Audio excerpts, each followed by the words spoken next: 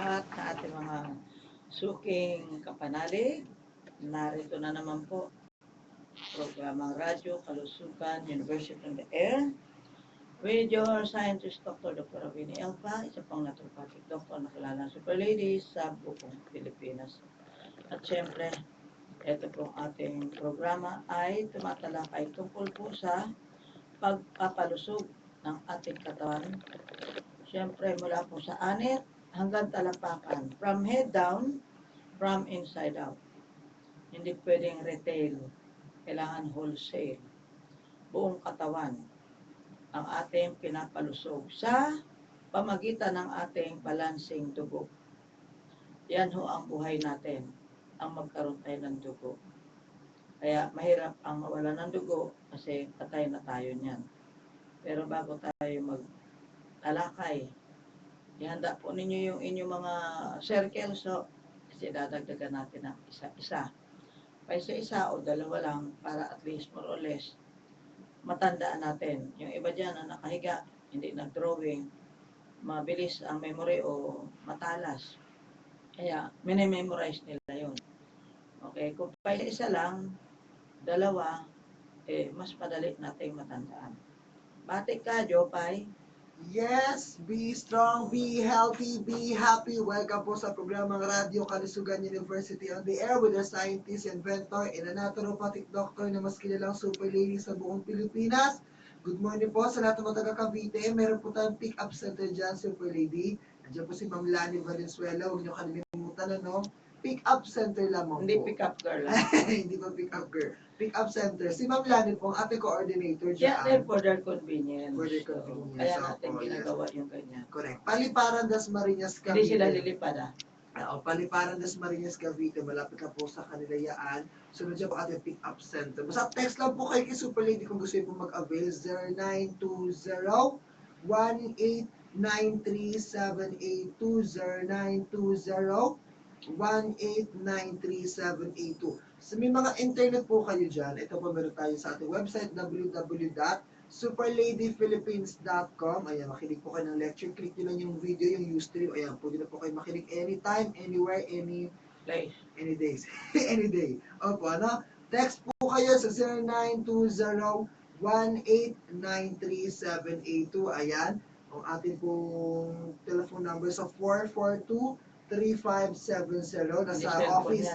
Sa office po ito, 442-3570. At yung hawak naman po ni Super Lady ay 871-4722. Oh, yun po. 871-4722. So, patawag kayo ngayon. Opo, on air. Ayan po, pwede po. And of course, yung ating mga schedules, meron sa Maynila, meron sa Caloocan at Quezon City. Para Bukas, at Friday. least, hindi tayo maligaw-ligaw, no? Opo, bukas po. Meron tayo sa Maynila, meron tayo sa Caloocan at Quezon City. Strategically located na ito po ay reachable. Kaya yun pong mga access, no? Diyan po sa ito yung mga regular schedules natin. Every Friday afternoon, yan nga po sa Doon sa Santiago Building, room bukas 10. po, every Friday. So ngayon, mahalaga po kasi yung pagkikita-kita dahil hindi naman natin talaga matalakay at masagot ang lahat ng tanong. At kahit nasagutin mo ng 10 times 10, di 100 yun, di ba? Hindi naman po lahat yan maririnig ng iba. Dahil yung nakinig ngayon, maaring absent bukas. Yung nakinig kagabi o kahapon, absent ngayon. So, ganun yung hindi ko narinig yun sabi nila. Kaya, pag meron tayong mga giveaways o promos, pag hindi ko kayo nag-claim, hindi namin ibibigay. Yan, usapan yan, Jopay, ha? Golden rule. Halimbawa, pag hindi nyo narinig na bukas, merong buy one, take one ng yellow juice. Alam mo kasi, inumuna ko yung yellow juice kasi, gusto ko muna silang mabaldosa. Hindi pwedeng pawisik-wisik. Baka si taxi driver nakikinig ngayon. Dito nakikinig sa Veritas. Yung pawisik-wisik, tatawagin ko si Father Egay. At ang mga priest, pag nagwisik po, ay sumalangit nawa ang kaluluwa mo. Parang ganun, no? Tama. No? Sa akin, no, baldosa. Kaya, at saka comparison-wise, no? Yung baby ko, oh, parang sariwa pa ang matres, ano? Hindi ko ako ang nanganak. Okay? Pero ako ang nag-aalaga dahil hindi ko naman sa gusto eksperimentuhin yung bata, ano? Pero hinihingi ng pagkakataon at enjoy, ha? Lahat kami enjoy na mag-alaga ng bata. Ang daming ang nanay, ang daming ang tatay ng bata, no? So, 1 month old age, 1 month old pa lang, ha? Nang umpisahan ko, nabigyan ng recipe 1 and 2, mix, binlender ko yan. Kung kailangan salain pa rin, pero pag well blended, yung insoluble and soluble fibers, sama-sama together, maliquify talaga, okay? So then, every do, nilalagyan po namin ng 3 kutsara. Ang bilis-bilis yung lumaki ng bata, ang bilis ho, ang cute-cute na ho. Nakita niyo naman, minsan sinasama ko rito. And higit sa lahat, pag umeba, ha? Yun hong kanyang pupo ay grabe. O, ibig sabihin, at that age, ngayon 3 months na ho siya, no? Yung early age na 3 buwan, kumpara mo naman sa bituka natin. Ilang taon ka na nga, Jobs? 22. 22 years in the making. 22 years ka nang lumitaw sa mundo. Nai-imagine mo ba kung gaano karami ang bituka mo? Talagay mo. Grabe. Kumpara mo kay Yori, Opo. Ibig sabihin po, hindi tayo ganun kalinis. Kaya, ang sakit ho ay dumadapo sa katawang marumi. Mahirap man tanggapin, pero yun ho ang buong katotohanan. Bakit ba tayo magsisinungaling? Ang daming nakakarinig. Kung magsisinungaling, 2 lang kayo. O wala masasabing ikaw ay tama, ako ang tama. Dahil wala naman nakarinig, tayong 2 lang. Opo. Kung ang dami-dami ang witness sa pagsisinungaling, yun ho ay katotohanan. Kaya, ang isipin ho natin ngayon, para pagdating ng January 2014, buhay pa tayo, alam mo, sa totoo lang, engineer. Oo, sabi niya kasi, after daw the season, siya mag-undergo ng procedure. Isipin mo nandun pa ako sa bahay kubo, nakikinig na sila. Tagapakinig ko na siya. Siya po ay isang successful business engineer. Oo. Hindi lang ho siya engineer, kundi businessman engineer. Meron ho siya, may-ari siya ng International Employment Agency. Yan ang talagang employment agency. Yung ipinag-iimbita ko na 16, magpaparegister muna kayo kasi useless na kayo po ay i-recommend ko doon kung malayo kayo sa katotohanan, to be recommended. Mag-aaksaya lang kayo ng pamasahe kung malayo kayo sa kwalifikasyon. Okay? So, kaya, pre-qualifying, kumbaga, para hindi mag-occupy ng upuan na useless naman ang pag-uusap. In other words, kumbaga, sinasala na para mas malapit sa katotohanan na kayo ay kwalipikado sa immigrant visa. Yan. Bakit naman natin ito binabanggit? Kasi ang layunin ng programa natin, makatulong paano iangat ang buong bansa. Hindi lamang iangat yung sarili ko. Matagal na akong angat Dati gulong ng tricycle, hindi ako makabili. Oo, gulong ng tricycle, hindi ako makabili. Pero po, nung dalhin ko po yung aking pampakinis ng ina, gamot ng buong pamilya mula anit hanggang talampakan. Diyan ako nag-umpisa Kaya ako pumunta sa radyo. Nagsawa na ako sa 5 years ko sa lahat ng government offices. Ewan ko lang kung anong sulok ng government agency ang hindi ko napanik. Ang pinakamasungit ay SSS at Central Bank during that time. Oo, hindi ka basta makapasok doon. Alam mo na, ibig sabihin, wala pang kooperatiba noon ang Central Bank. Ngayon, at least, lahat ng produkto na pwede pumunta ron, babalibag ka lang doon sa kooperatiba, di iyari na. Tapos na. So anyway, sa karanasan ko ho, sa iba't ibang ahensya ng gobyerno sa loob po ng 5 years, pag umaga, early morning, nasa Makati ako. Pag tanghali, nasa Maynila. Pag hapon, Quezon City. Pag gabi na, nasa Rizal na ako niyan. Dahil doon kami nakatira noon sa Angono, Rizal. So, kumbaga, sa karanasan ho, hitik at hinog na hinog. Overdue na ho ako. Pagdating sa karanasan, dito sa mga pinag-uusapan nating kalusugan, kung tutuusin, parang sawang-sawa na ako marinig ang boses ko Sa totoo lang. Kaya ayoko na makikinig yung mga CD, yung mga ginagawa mo. Parang nasisawa na ako sa sarili ko Ako Oo. nga, hindi ko pa nga alam kung saan, paano ko kukunin sa dami na narinig. Oo, ay, Sa alam mo dami ko. yung mga tapes broadcast ko. Ang dami niyan. Kumbaga kahon-kahon. Ay nako, hindi ko na pinag-iintindihan.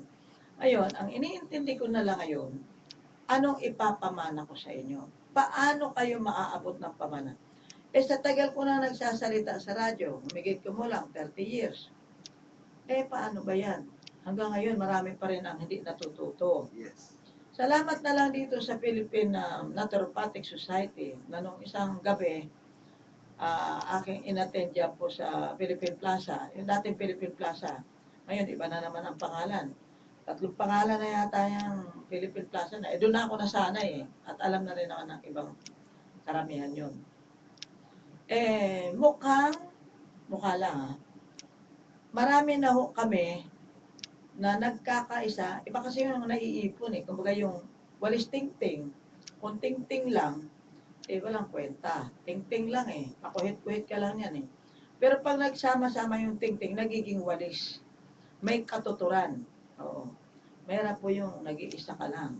So, marami-rami na rin ho kami from different parts of the Philippines na nagkakasama-sama, nag-iipon-ipon, at yun ay confirmation actually ni Dr. Flavier, Juan Flavier, as honorary chairman ng grupo na yan, that siya ang merong Flavier law that ina-acknowledge na yung traditional or alternative medicine approach or practice na kung saan parang may second demotion naman si Miriam Defensor in 2007 and 1997 naman si Dr. Flavier.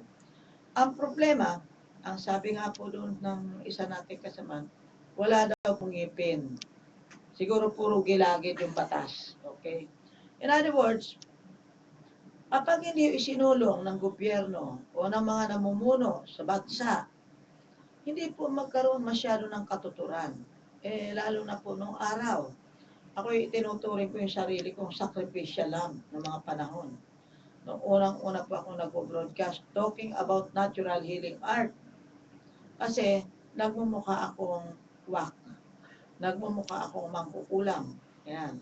Kasi nga, walang malay ang Pilipinas tungkol po sa nakilalang alternative medicine. But actually, in my case, matuturing kong hindi alternative ito Ito ay basic. Kasi pag alternative, parang second demotion ka lang. Di ba? Another way lang. Imposible naman maging another way yung kalikasan. Another way ba yun? Or is it a basic? Or original way that God has given to us as people, as human being, as created and a part of creation. Di ba? Bakit tayo magiging alternative? Ewan ko sa kanila. Basta ako, hindi ako alternative. Kumbaga, alternative other than medical approach.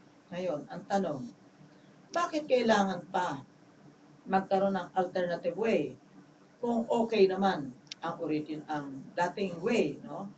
May dating daan, lumang daan, padaan-daan. Oo. So ngayon, ito pong ating sinasabi, basic. Kasi pag supplementation, yun ay part ng aking protocol, ng aking procedure. Ibig sabihin, ang supplement, pinandadagdag. Yan bang supplement, pwede kang mag-supplement na lang, wala ka ng kanin at ulam, wala ka ng pagkain. Samantalang, ang Super Ladies Macrobiotic Way o lifestyle sa kabuuan, or meals and drinks, pwede pong makalimutan ang kanin at ulam. In other words, kahit totally wala ka ng kanin, wala ng ulam, na kinasanayan at kinagisnan ng mga Pilipino.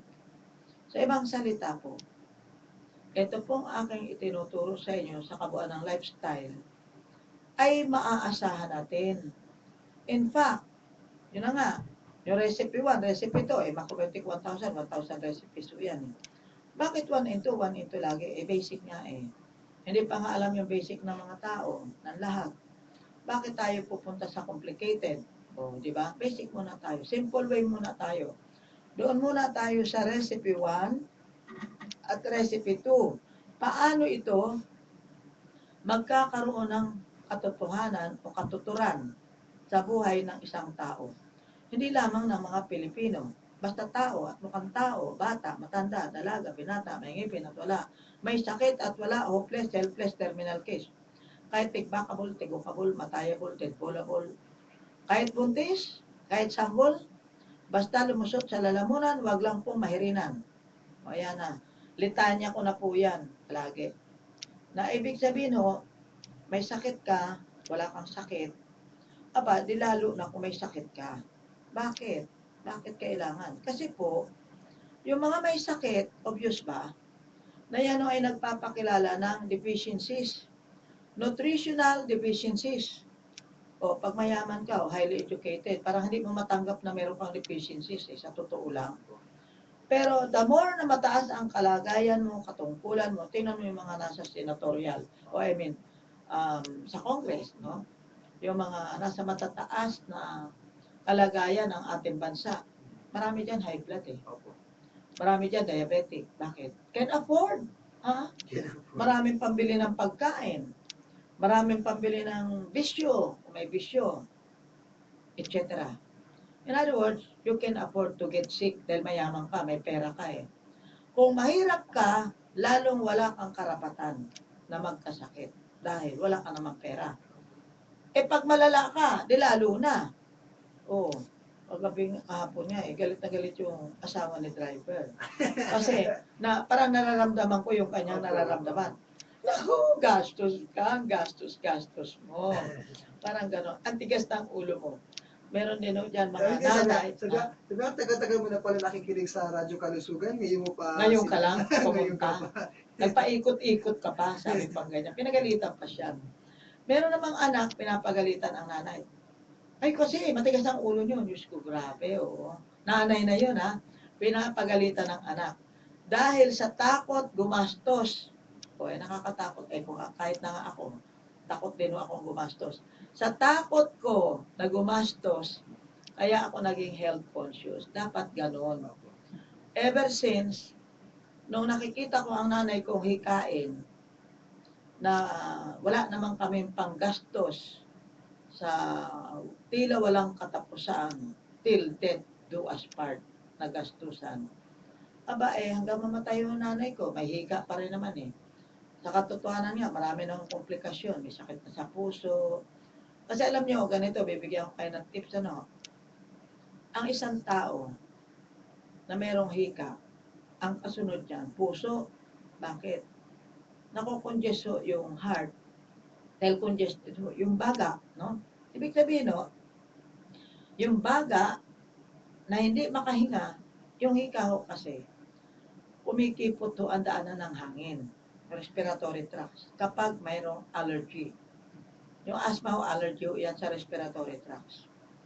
So, kikipot kasi namamaga eh. Na-allergy ka eh. Sobrang ka ng pagod, o kaya sa alikabok, o kaya fumes, anything. Minsan, allergy ka sa mukha ng biyanan mo. Biglang namaga yung daanan mo ng hangin. Minsan, na-allergy ka na sa mukha ng asawa mo. Parang ayaw mo na talagang makita. Kaya tuwing makikita mo, namamaga ka na. Hindi ka rin makahinga. Yan. So, may pupunta, kakatapos sa kanila dadating yung Bombay, may naninigil. O kaya naman, yung maniningil ng buwis. Nakaka-asma talaga yan. Aatakein ka talaga. Stress pala. Opo. No. So, ang nangyayari po dyan, kumikipot po yung daanan ng hangin. In the long run, mag-e-enlargement of the heart po tayo. magkakaroon po tayo ng sakit sa puso.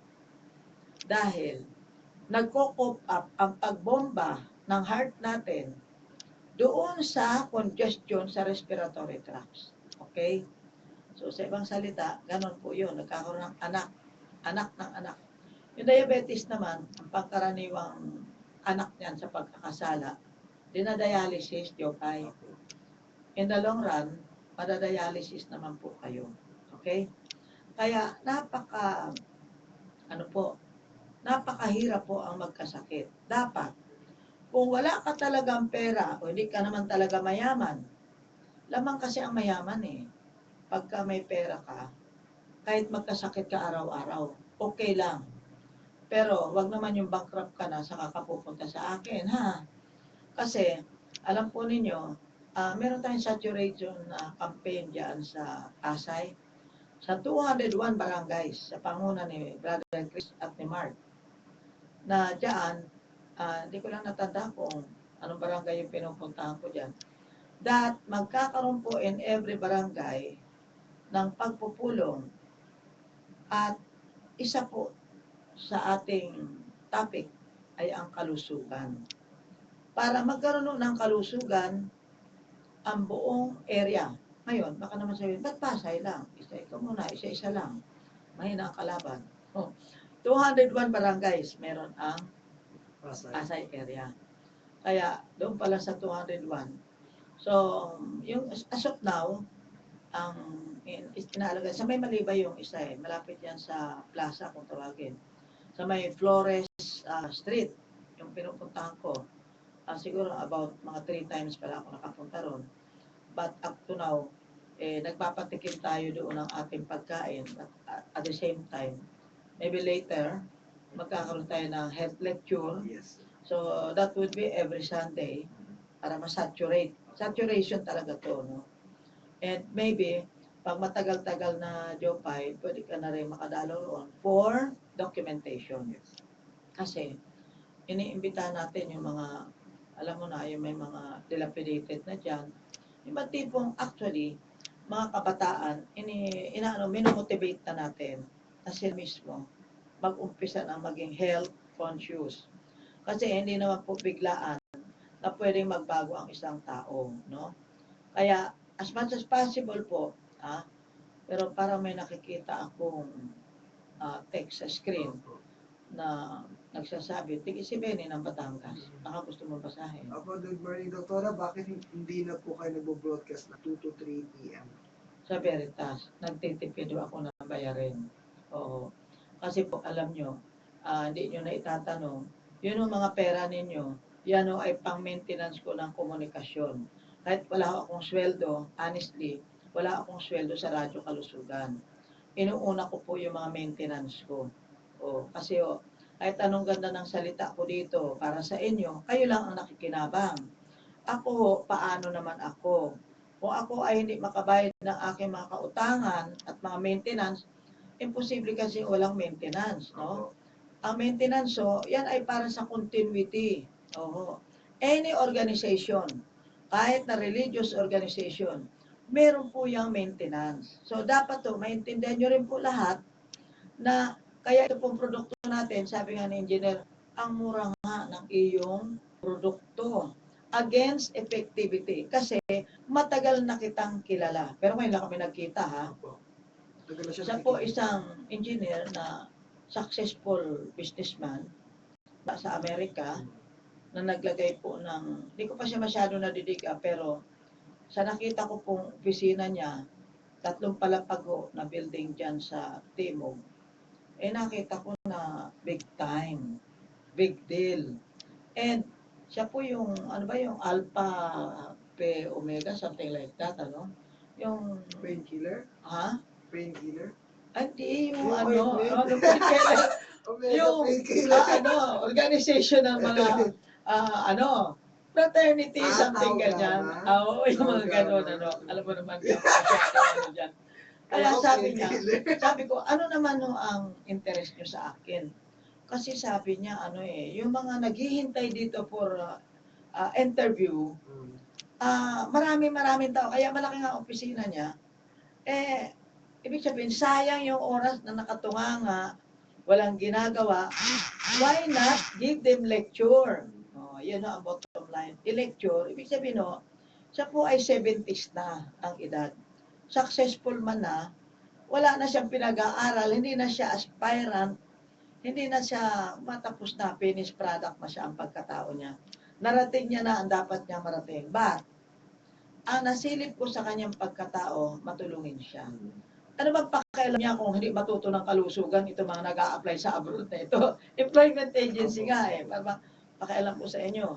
Basta ako, magpapayaman ako. Oo, di ba? Ganon yun eh. Employment agency eh. Iba pa po yan sa Canada, no? Iba yun. Iba pa yun. Ano ho? Ito totoong employment agency ito. Yung isa sa immigrant visa. Kung tutusin, wala naman ako mga komisyon. Pero, ibig sabihin, no, kunyari, naturuan natin yung mga mag-OFWs. For interview nga sila eh, kaya mga nakatunga nga sila kung naghihintay ng interview. Eh marami sila, alam mo naman, pag may employment agency, daming tao niyan eh. So, gusto niya maturuan mga tao. Tama, sabi ko.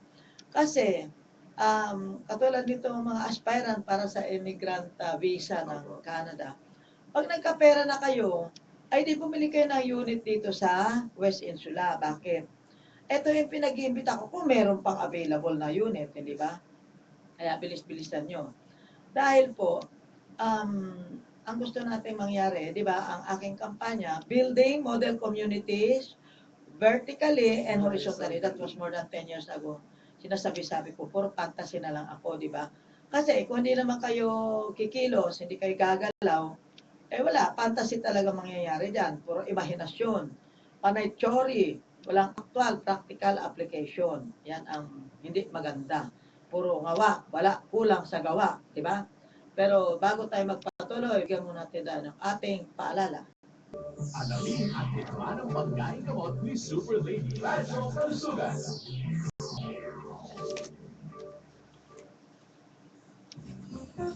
Leading the way for truth and evangelization this Christmas season, the #1 faith-based radio in the Philippines. In Mega Manila, Veritas 846 Kabananis, spreading true leading at 45.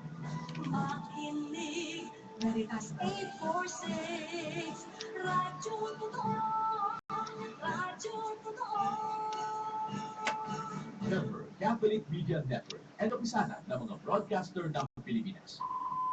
Oras, 31 minuto makalipas sa ikadalo ng umaga na.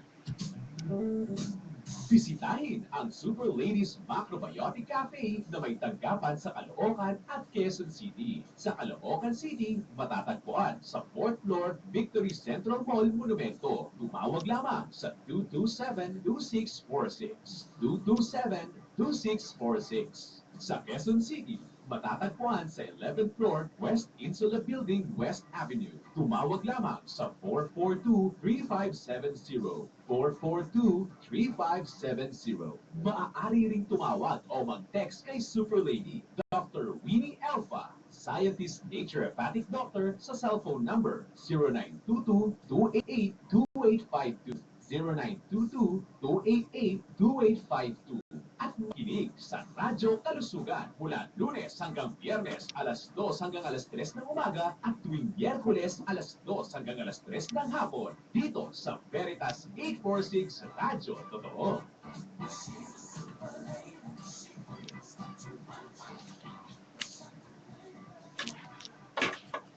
Alamin at tikman ang pagkain gamot ni Super Lady Radyo Kalusugan.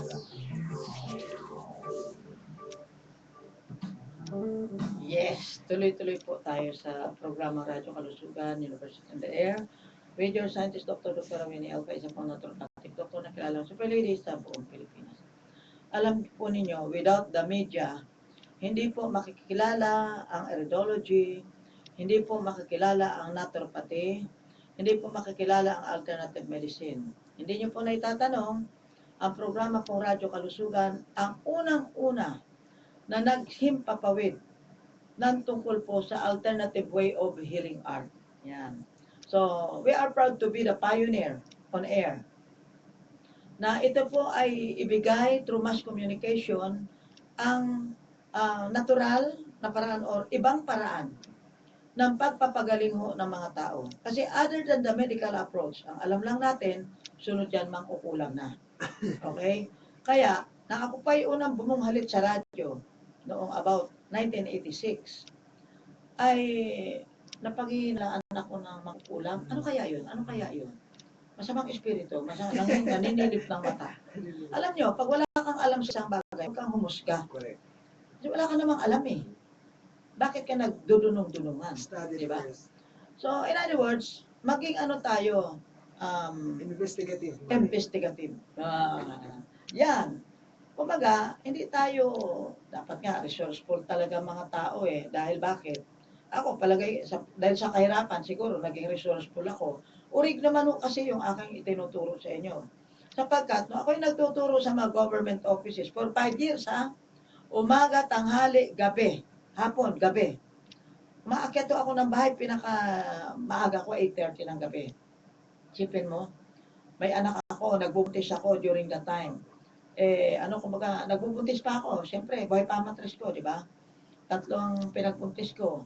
So ngayon, kahit buntis ako, kahit manganganak na lang ako, 1 hour before manganganak ako, naglalakad pa ako sa daan. Oo. Kumbaga, burod-burod na yung tiyan mo.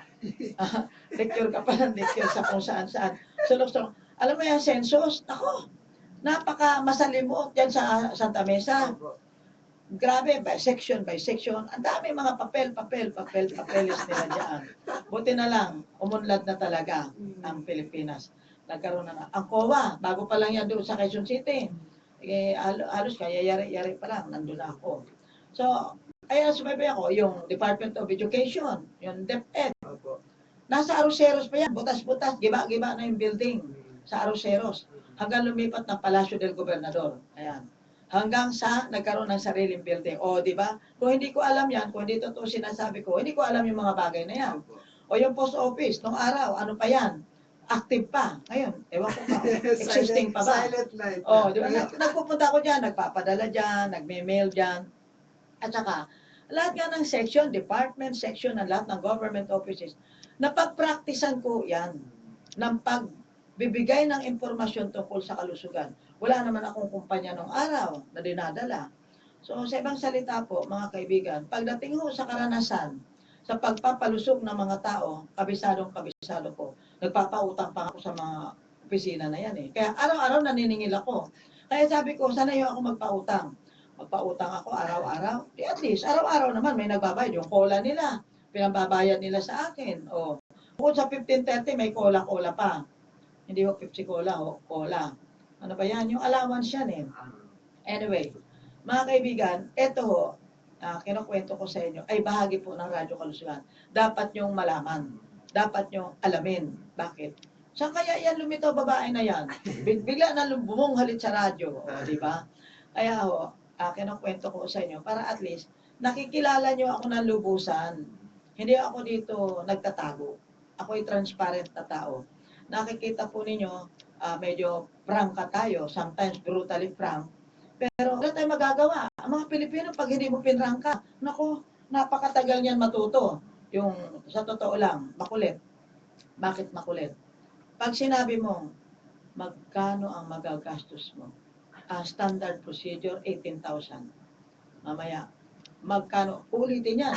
Kung mga 10 ulit na, hindi ka pa naintindihan. Bakit? Iniisip niyan, saan kaya ako kukuha ng pera? Pag malalaho kayo, 32,000. O, para sa kanila, ang laki-laki na nun ha. Pero dun sa nakakaintindi talaga, sabi nga ni engineer, ang mura talaga, engineer, kasi ang ano niya, ima-market niya daw ako. O, yung mga contemporaries ninyo, contemporary niya si Vice President Pinay, mga ganon, no? Mga, siyempre, 73 na kaya yon. At saka, balikbayan na kaya yon. Sa Amerika na yun, alam naman, ang mga Pilipinong magagaling, pupunta ng Amerika. Pag sila ay senior na, babalik dito, pakuya-kuya-kuya na lang sila, maglagay ng negosyo. Tulad ng mga group of medical doctors na na-meet ko doon kay Bishop. Sila ay nag-contribute ng mga ambag-ambag at umuwi ng Pilipinas para ipamigay yung kanilang ambag-ambag. Yan po yung ginagawa ng mga Pilipino. Matagumpay na nagpunta ng iba't ibang bansa. So, kayo mga kabataan sa ngayon, gayahin niyo po yung mga Pilipino na may pagmamahal sa bayan natin. Babalik kayo rito, kahit na kayo makapunta ng Canada, makapunta kayo ng kung saan man dyan, pag kayo naging matagumpay sa inyong mga business o sa inyong mga ginagawa, babalik ko kayo ng Pilipinas para, alam mo doon sa Amerika, nung nagbo-broadcast ako sa California, ay di meron akong isang pastor na nakakasama. Ay di sabi ko, oh, mga kababayan, ang tagal-tagal nyo na rito sa Amerika. Ang tanong ko, naalaala nyo ba yung mga iniwan nyo sa Pilipinas? Ay yung kasama ko pala, 16 years na hindi umuwi sa Pilipinas. Na-konsensya, di umuwi ng Pilipinas. Kasi yung iba sa atin pumupunta sa Amerika, porque masarap na buhay nila, kumakain na ng keso, araw-araw. Yun ang pintas ng Amerikano sa atin eh. Masasakit na salita na natatanggap. Yung isang nag-asawa ng Amerikano, sabi raw doon sa nanay niya, kasi doon sa Pilipinas hindi kayo nakakatikim ng keso. Totoo naman eh. Banda huli na lang nakakatikim ng keso yung mga Pilipino, no? Medyo nakapunta na ng abroad. Pero dati-dati, ni Mansanas nga, hindi ko nakikita nung araw eh. Nung bata pa ako eh. Hindi ko alam yung Mansanas, no? Alam ko Bayabas, Jopay. Alam mo ba yung Mansanas? Ako, hindi ko alam yan nung araw. So, huwag tayo maging ipokrito. Aminin natin yung realidad ng buhay natin. Dahil, hanggat di tayo maharap sa katotohanan, hindi natin mapapalaya yung pagiging ipokrito natin. Okay? So, meron tayong guilt na nararamdaman sa sarili natin pag hindi tayo naging tapat sa pagsasalita natin. Kaya, ang sinasabi ko po sa inyo, dito tungkol po sa pagpapalusog, kasama po yung stress. Akala ninyo, hindi nakakamatay ang stress. Marami dyan. Katulad ng asawa ni Marites. Bigla na lang inatake. Ayun, dedo na. Pumunta pa sa akin dito sa West Insula. Kasi yun, may hika na yun, matagal na. Ako, kahit na kamag-anak ng kamag-anak ko, pag hindi lumapit sa akin, akala ko, sasabihin sa akin na, Auntie, pwede ba, bigyan mo ako ng produkto. Hindi ba nagsalita? Sa loob ko, ba't ko naman pagduduldulan yung aking produkto, di ba? So, hinihintay ko magsalita. Hindi pa rin. Hindi pa, kung hindi ka bilib sa produkto ko, di wag. Parang ganun ang dating sa akin. Hindi ka nagsasalita, pumunta. Yung pala, huling dalaw na. Kita mo, pinauwi yung nang maaga yung asawa. Pagdating doon, sisinok-sinok, di na nga umabot, dead on arrival na. Anong nangyari? Naputukan ng ugat sa utak. Yan. Aba, lumabas ng dugo. Yopay, sinasabi ni Marites. Ang alam ko na labasan yung naputukan ng ugat. Pwede lumabas ang dugo sa ilong, sa bibig, ganyan. Pero yung dito mismo, sa batok mo, ang dugo. Nako, grabe. Ang stress, yung pala nag-isip ng nag-isip. Yun ang sang-ayon sa ano. May isip kasi. Hindi pwedeng isipin mo lang ng isipin yung sakit mo at hindi mo bigyan ng solusyon. Alam mo ninyo, sadyang binigay ng Diyos itong ating produkto. Maniwala kayo sa hindi. Dahil milyon-milyon na po ang mga taong natulungan. Iisipin ko ba na yung engineer na nagpunta sa akin kilalang-kilala na pala ako. Nagpunta na sa bahay kubo ko sa Shoe Boulevard. At during those time, ako po ay may programa sa in the morning sa TV. Kung ako marami yung pera, channel 2, channel 7 ako nagdadadakdak, no? Nag-isang oras na ako araw-araw. Pero sa TV yon. Kasi iba naman yung nakikita Yes. Pero ako makikita nyo sa live stream, sa Ustream, okay? Sa superladyphilippines.com. At ang panahon na to ay panahon na ng pambuong mundo. Okay? At yun ang natawag nating social media. Kaya lang, kailangan po natin maging realidad ang buhay natin. Kailangan natin yung actual. Kaya, iniimbitahan ko kayo na makipag-lifestyle with Super Lady at West Insula. If you can afford to buy the unit, why not? Bakit patatago yung pera mo? Nakatago pati plema mo. Pati baga mo meron ka ng COPD dyan. Yung kausap ko yung kailan, kahapon yata yun. Meron ng COPD, meron pang emphysema, may COPD na, may emphysema pa, may asthma pa. Aba, ano naman yan? Pakyo, para ka ng appliance center. Kompleto ka. Pero, ang tanong, anong affordability mo? 5,000 lang po ang pera niya. Ibig kong sabihin, kahit naman ako formulator, talagang 5,000, yes, may mangyayaring magandang epekto sa'yo. Kaso, isipin mo naman, emphysema. Alam niyo ba yung emphysema? Yan po ay warat-warat na ho ang laman. Yan ang description ko, hindi po exaggerated yan. Kasi yan po ay punit sa baga. Gusto kasi nila marinig yung medical terms. Hindi. Hindi ako sanay mag-medical term. Kasi unang-una hindi naman natin naintindihan. English yun eh. Tagalog naman tayo eh, no? And then, ang asthma, kumikipot ang daanan ng hininga. Yun namang emphysema, warat-warat naman yung baga. Depende sa degree. Tapos, meron pang COPD. Chronic Obstructive Pulmonary Disease. Ang ibig pong sabihin nun, may mga parang sapot ng gagamba. Yung mga plema na naging lumot na, naging kalawang na, yon, ganun po yon ang itsura ng mga yan. So, bakit hindi mo tanggapin ang salitang Tagalog na naiintindihan ng lahat ng tao, mataas o walang pinag-aralan? Hindi naman po lahat na nakikinig sa atin highly educated. Mabuti nga kayo, highly educated. O at least, ang tanong, kahit highly educated ka, alam mo ba ang terminologies na medical? Hindi rin naman eh. Okay, kaya dito ho, sa Radyo Kalusugan, dinidescribe natin according to our own langwahe. O ha? Langwahe. Okay? Para mas maintindihan. Yung buhay pa naaagnas na, yung warat-warat, totoo yan. Yung buhay pa naaagnas na, ibig sabihin, pag may cancer, ganun ho yun. Tulad yung kahapon, pancreatic cancer. So, yun ang mga nakikita kong edukadong tao. Nakikinig talaga sila sa sinasabi ko. Dahil iniintindi nilang mabuti kung ano ba yung sinasabi ko. Kung ito man ay lingwaheng Pilipino o medical terms, una-una pwede naman kayo, ang Google ngayon, kadali-dali na lang, pipindot-pindot ka na lang eh. Pwede ka nang magtingin-tingin dyan, di ba? So, ang point lang is that, okay, na-diagnose, na-detect na cancer, ano ngayon? May gamot ba sa cancer? Wala po.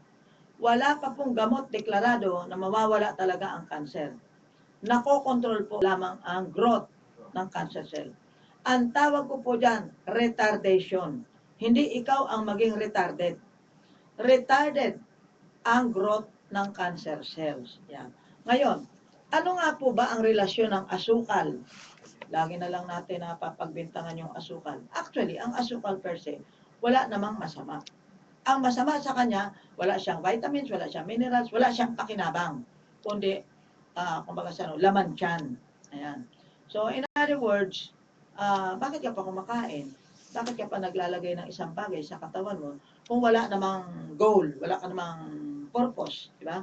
Kaya, yan po ay isang dahilan ng iba't ibang karamdamang medyo may kalalaan. At, kung diabetic ka na, kung nag-malfunction na talaga yung pancreas mo, it's not because the asukal ang nagbigay ng malfunctioning. Ang nagbigay talaga ng malfunctioning dyan, yung sobrang basura sa katawan mo, sa dugo mo, na dinidetect yan sa pamagitan ng pag-complete ba, fasting, ganyan, yung blood sugar, ika. At lahat ng pagkain natin, lahat ng elements, nagiging blood sugar yan. Kahit na yung mataba, kahit na yung mga carbohydrates, kung ano-ano dyan, hindi lang po talaga asukal yun. Nagiging blood sugar po yun, ang tawag doon. Ngayon, kung mataas po yun, anong ibig sabihin? May malfunctioning. Hindi po nagre-release ng insulin ang ating pancreas. Yun po ang ibig sabihin kung bakit tayo nagiging diabetic. Pero hindi ho kasalanan ng asukal talaga. Contributing factor. Yan. Okay, sa madaling salita, malfunctioning of the pancreas. Kaya tinatawag tayong diabetic. Okay, bakit naman nagkaroon ng gallstone o formation ng bato sa abdo in relation to this asukal? Kasi nga po, nagkakaroon po ng tinatawag na cholelithiasis. Parang mga bato-bato sa buhangin. Oo. Bato sa abdo. Magkaiba ho yun. Sa ngayon sa pag-aaral ng National Institute of Public Health dito sa Beethoven, Netherlands.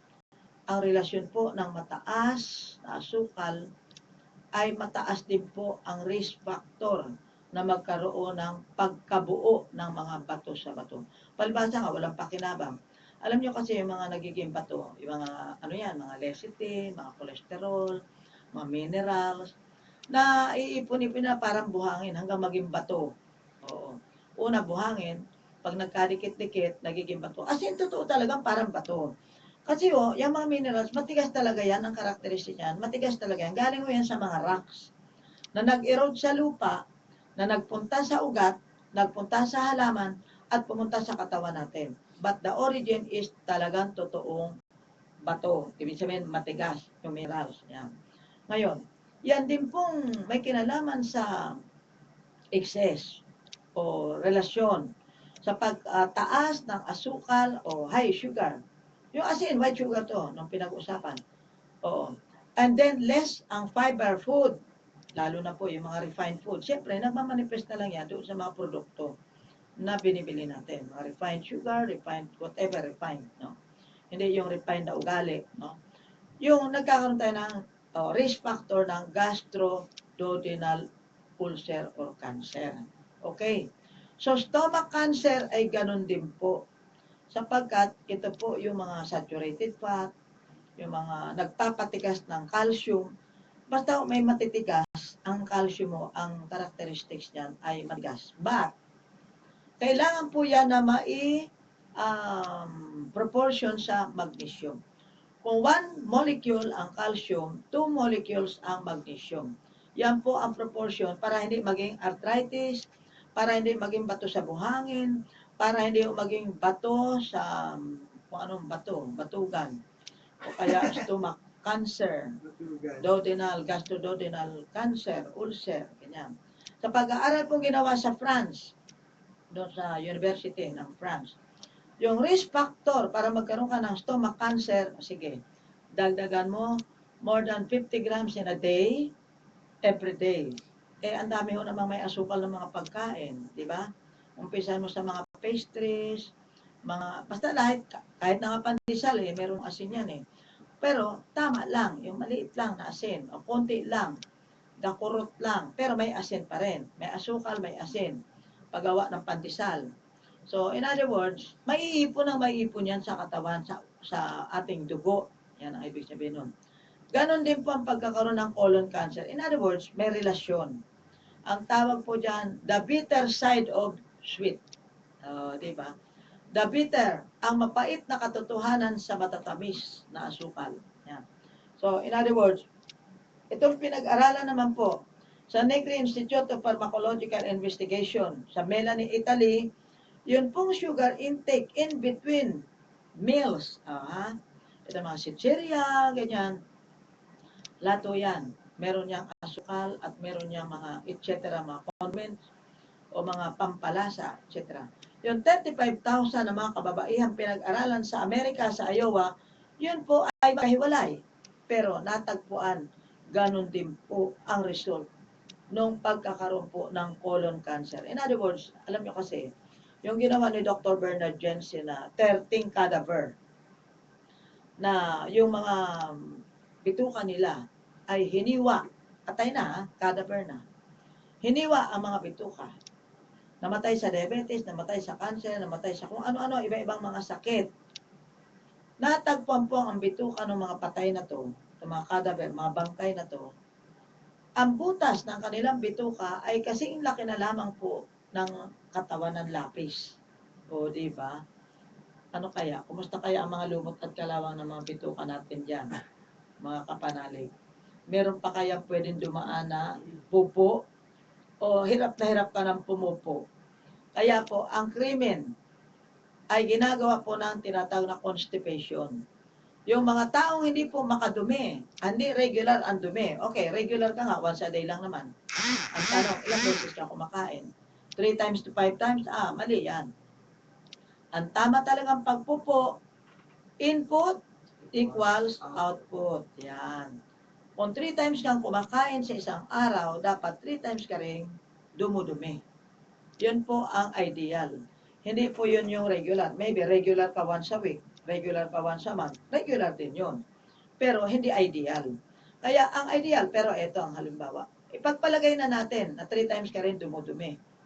Pero, kumusta naman?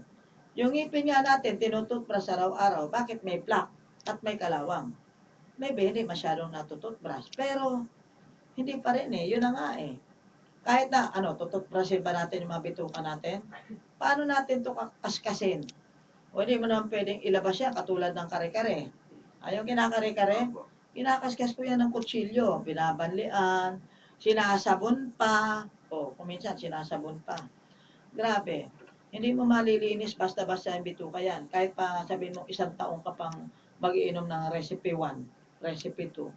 I cannot guarantee na gano'n nakalinis ang bituka. Kasi katulad ng sinabi ko, kinukot-kod mo na ng kutsilyo, hindi pa po matanggal-tanggal ang dumi sa mga tuwalya-tuwalya nung kinakari-kari natin. O ha? Kaya pag nagkakari-kari kayo, hindi nyo pwedeng hindi maintindihan ang sinasabi ko. Ang lumot at kalawang na nakadikit sa dingding ng ating mga bitukang maliit at malaki, kasama pang esophagus, at iba't ibang bahagi ng ating katawan ay napakahirap po niyang tanggalin. Kaya, katulad nung nagpunta nga kahapon, ano, ang titigas na nung kanyang paa, Opo. naninigas. Kasi nga po, yung mga kalamnan, yung mga ugat, naninigas na. Ngayon, kung ini-expect mo, temo ha, sa loob po ng 1 linggo, ang gagastusin niya 32,000. Aba, ay pag wala kang 32, ay hindi ka naman maibigay yung 18,000 worth, no? Kasi yun ang standard. Hindi yun ang bagay sa kanya. Then, ang tanong, after 1 week ba, okay ka na? Aba, hindi ko yun masasagot. Kasi grabe ho. Oo. Pero ang sinasabi na, halimbawa, atakehin ka bukas, next week ka na atakehin. Kung mamamatay ka bukas, next week ka na mamamatay. Kung mamamatay ka next week, next month ka na mamamatay. Kung mamamatay ka next month, next year ka na mamamatay. Kung nagma-macrobiotic lifestyle ka. Ang sabi ko, hindi lang kayo basta pupunta para bumili ng produkto. Kundi, pupunta kayo para matuto ng lifestyle. Ang tanong, masipag ka bang mag-aral?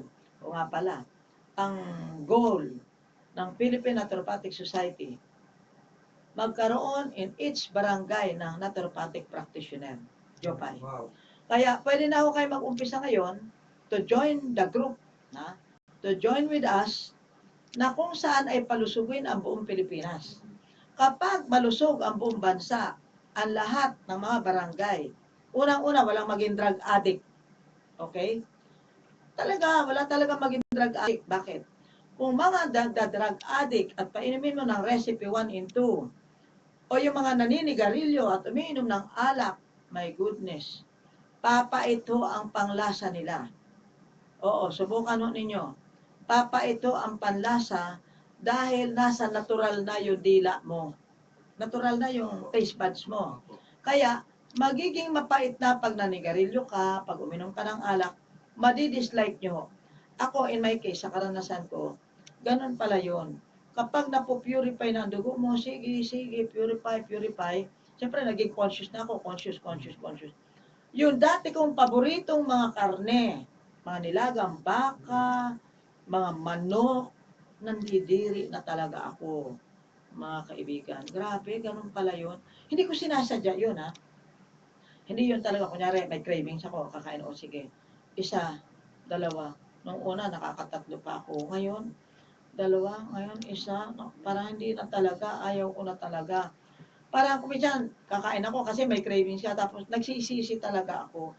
Pag nakakakain ako ng manok, katakaw ko kaya ng manok. Araw-araw, manok, maka, manok.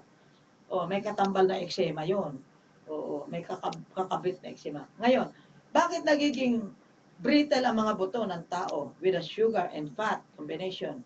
Dahil po nadideplete ang calcium. Ang calcium mo ay parang sinulid na taga-sulsi ng warat-warat nating kalamnan. Sino-sino ba ito? Aba, di may mga sakit. Warat-warat to ang mga laman yan.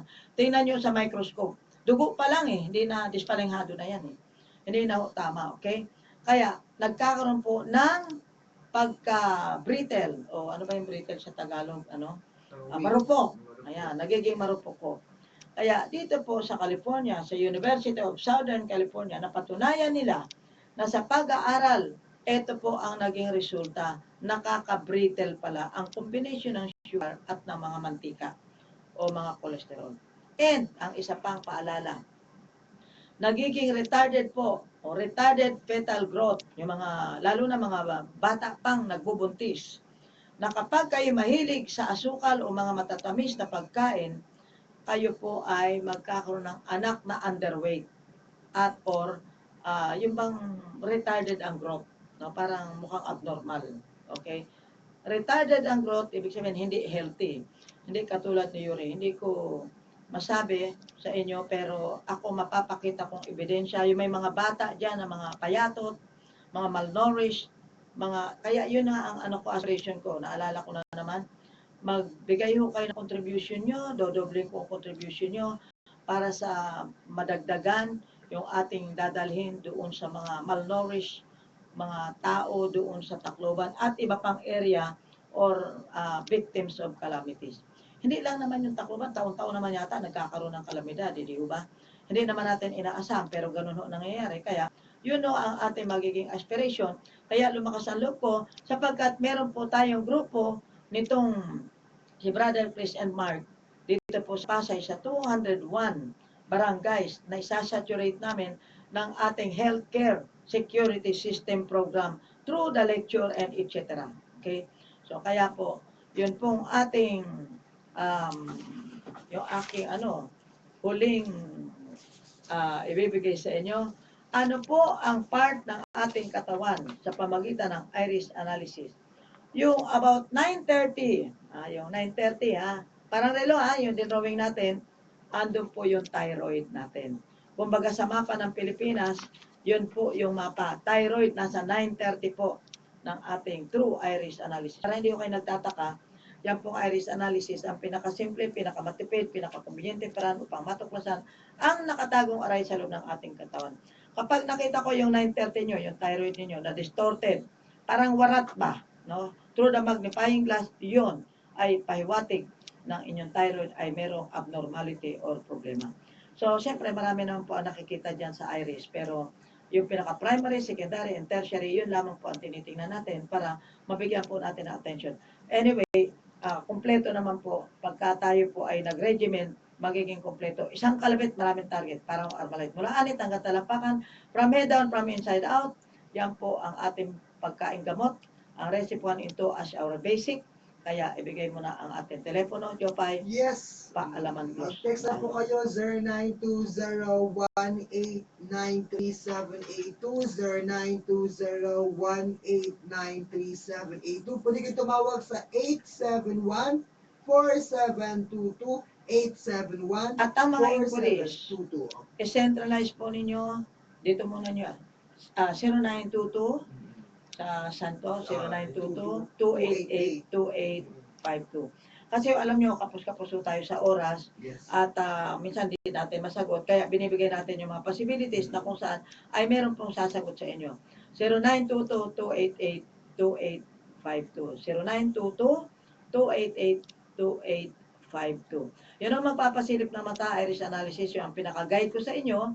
And then of course, yung maglilinis ng utak sa pamagitan ng mata, yung eye drop natin, hanggang 350. Yung maglilinis yung ng kidney sa pamagitan ng balat, 350 rin lamang po ang halaga para po matanggalan ho kayo ng mga libag. Sa Victory Mall, 4th And of floor. course, every day, nandiyan po si Tita Beth, 4th floor, Victory Mall, Monumento, Caloocan City.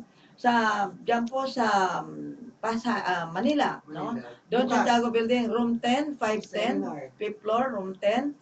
Don Santiago Building, 5254-888 para po sa inyong mga reservation. So therefore, every Friday, 1:00 po ng hapon, andyan po nakacentralize ang ating pagtutok ng seminar para i-attend natin yung mga taong pumupunta dyan sa Don Santiago Building every Friday afternoon po. So therefore, Sige po 4th floor ng Victory Mall. Tumawag na po, 442-3570. Good help po. magpalusog, magpalakas, paliksik, magpahaba ng buhay ng hindi aray ng aray, hindi mapigilan, mamatay na nakangiti, hindi nakangwi.